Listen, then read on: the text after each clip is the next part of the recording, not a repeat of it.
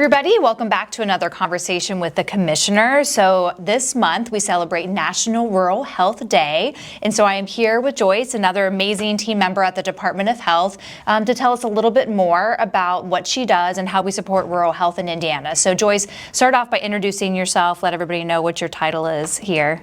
Sure. So I'm Joyce Fillenwarth. I'm a State Office Rural Health Manager, and so excited to be here today to talk about rural health. Love it. Could talk forever, but I'll try and keep it very streamlined. Okay. So the main functions our office does is, one, we have 2 federal grants that support our rural hospitals to provide them trainings in the areas of quality improvement, where otherwise they really would not have the budget to be able to do that. So we're so grateful for that.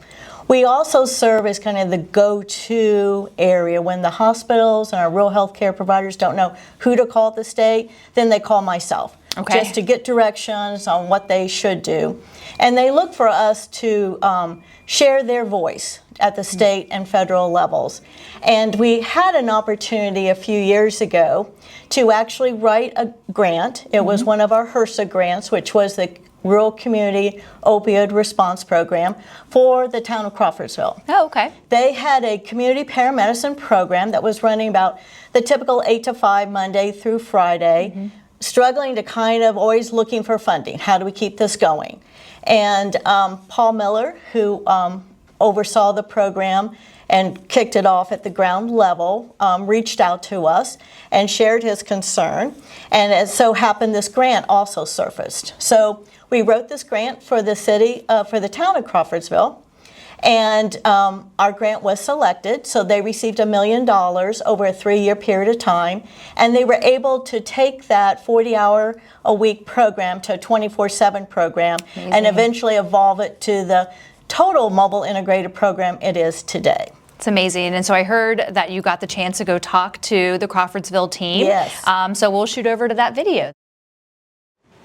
Hello everyone, I'm here in Crawfordsville today, and I'm with Samantha Mitchell, who's the director of the Mobile Integrated Healthcare Program. So Samantha, can you share with us what this program looks like today? Sure. So as we know, this has evolved over the years.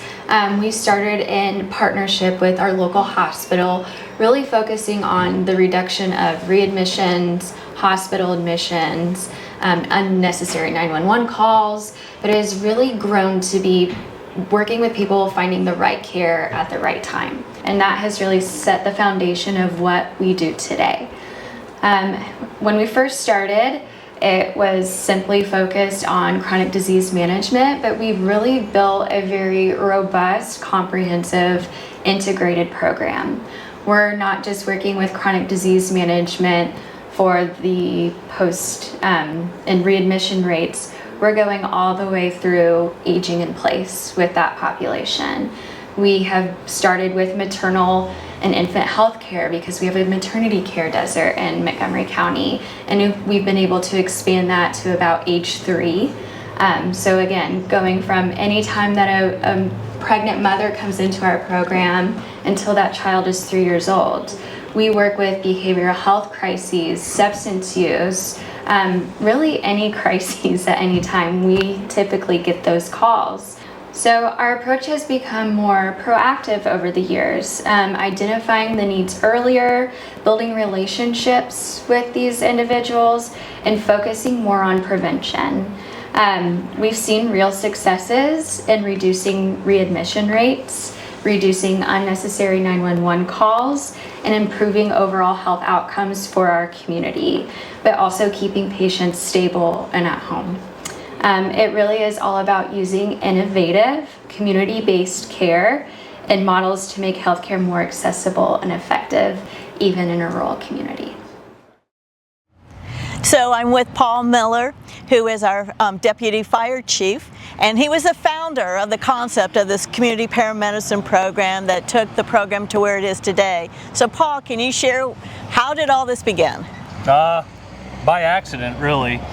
Pretty organic. It started when I was a lieutenant, and fire chief at the time, my now next door neighbor, who promoted me to this position, started talking to me about community paramedicine and if I thought this would be the wave of the future in 2009. And I had no idea something so organic would start from so many different conversations with the hospital and a pioneer ACO at the time that led us to where we are today. Hello everyone, so I'm here in Crawfordsville with Mayor Barton. And Mayor Barton, we're so excited to be here and be able to share your story, how the community paramedicine program evolved to what it is today, the fully integrated mobile health program. And can you kind of share about how this idea even surfaced? Well, I was approached by the fire department shortly after becoming mayor with this idea. And the premise was, let's try to target high utilizers of 911 and try to reduce that call volume. I had been a paramedic for 26 years at that point, so I think in some ways I was an easy sell because I understood really what was happening in the community with 911 and with those responses in our community. So we really started traveling down that path, but what we quickly discovered is that there was much more to it than 911 call reduction.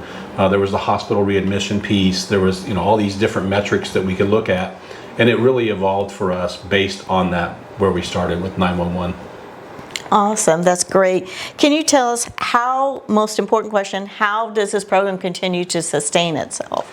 Well, that's the tricky part, and we are, I think, ahead of the curve on that, because it's easier for communities to start this when the grant money is flowing, but when the grant money stops, you really have to stop and think about how you keep this going and move it forward. We're very committed to it in Crawfordsville, and I always tell everybody there's two pieces to this. There's the numbers, the data, all of that. Then there's the real life implications, the impact on people in our community, and those stories are amazing. So I think that second piece keeps us going, pushing on the first piece. We've committed tax money to this each and every year, but it has to be a blended model. So obviously we try to capture some of the savings from the health programs with our providers, and we try to blend that together with some tax revenue, obviously still pursue some grants too. But all of those things coming together has put us on the right path to being able to sustain this moving forward. And I think we're building a model that can be replicated in other communities. Thank you.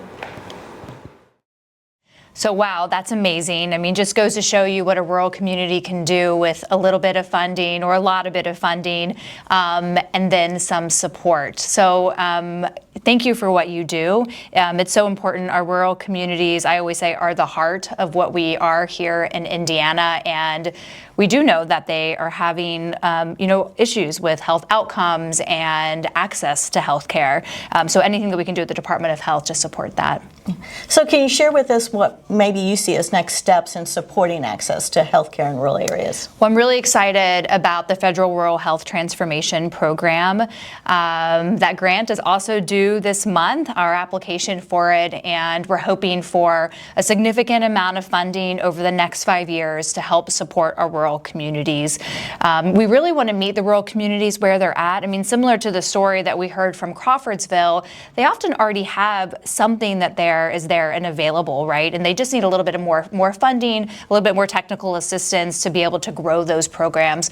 So a big part of our application was to get funding directly to our rural communities, for them to look and say, what are our needs? Who are the resources and the partners that we already have? Who are the stakeholders? And what can we do in the next 5 years to really build that infrastructure? There's going to be a lot of focus on technology. So how do we improve technology at our hospitals? But also telehealth for patients, rather than having to make them drive to go see a provider. How do we get the provider into their living room for telehealth? We're going to work on workforce development, just like the mobile integrated health. We know we need more paramedics in our rural communities, more physicians, community health workers. So there's a big workforce component. Innovative care models. How do we, think outside the box? That what we're doing now isn't working, and there's so much more opportunity out there. So more to come on that. You're going to be really engaged, so I hope you're ready as we look to support our rural communities and really lean on your expertise. But we'll find out more at the end of this year. So fingers crossed that we get more funding for rural Indiana. And thanks again for what you do. Thanks for being on board with the Rural Health Transformation Program. And we'll see everybody next time, right? Okay, bye everybody.